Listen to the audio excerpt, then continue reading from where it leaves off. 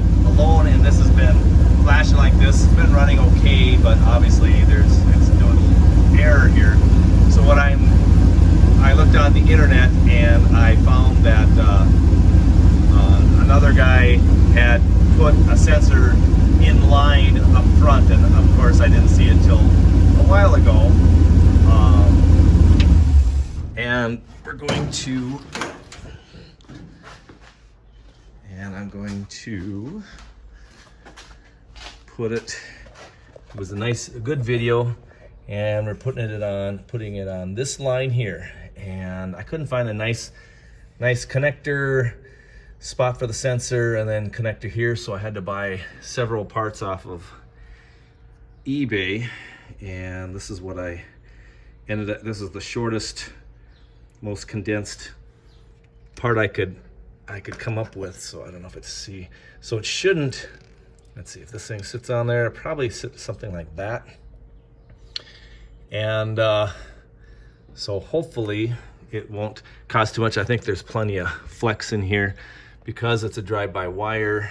I had a few extra electrical components, a TPS, and this IAC or IAC, idle air control, and throttle position sensor.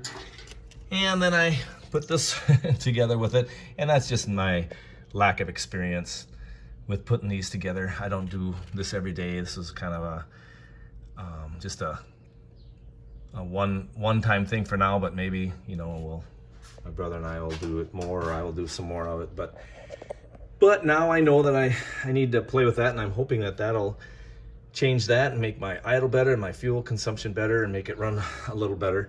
But I talked to a few people, and the idle air control on a cable run looks like it goes right there. This is blocked off, and it makes sense that the drive-by-wire knows exactly where its throttle is. So I guess we wouldn't need the throttle position sensor, but it must do some calculations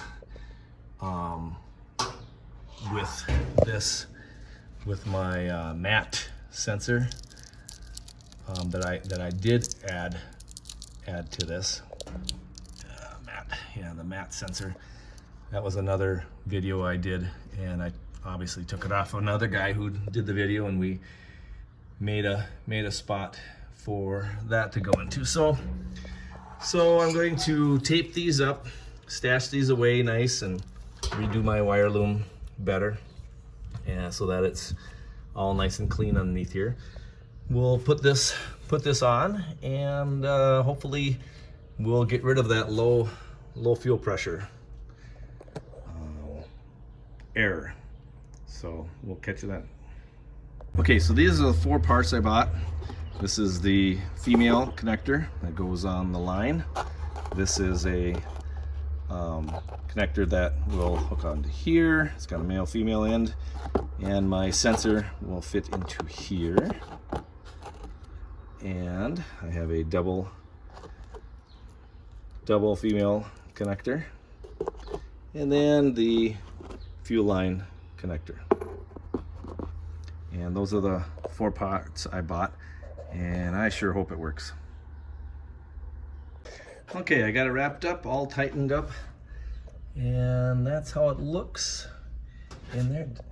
Not really super crazy about this bend here, but it's not touching the firewall. It looks pretty decent. And got the other ones button up there, but hopefully that's going to work. Let's give it a try here.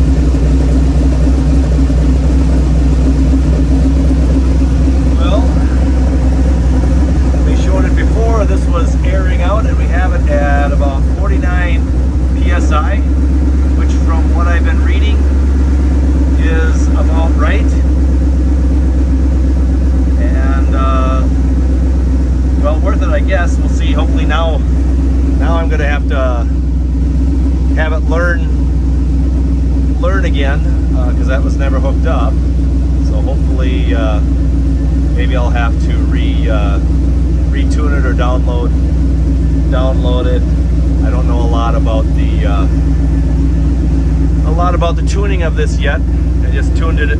I just learned enough so I could get it running. But right now she's idling at, and it's cold, of course, about 80, 800, 850, something like that. So at least that's one step forward. And I guess once it warms up, we'll see what. Maybe I'll take it down the road quick and come back and see what difference the running is. So anyway, that's till later.